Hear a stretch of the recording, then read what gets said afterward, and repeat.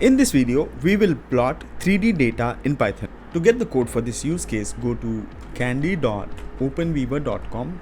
In this case, we'll search for plotting 3D data on Python. Hit find to see all the available code snippets.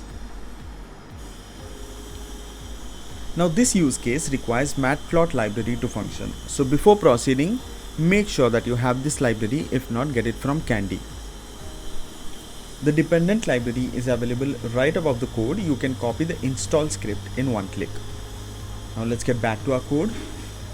Copy the code in a single click from here, go to the IDE and paste the code. Let's take a look at the code before proceeding. This module is imported to enable 3D plotting. Next, the code defines empty lists, reads the data and stores the value in those lists. And here the code creates a new 3D plot figure. Let's run the code and see the result.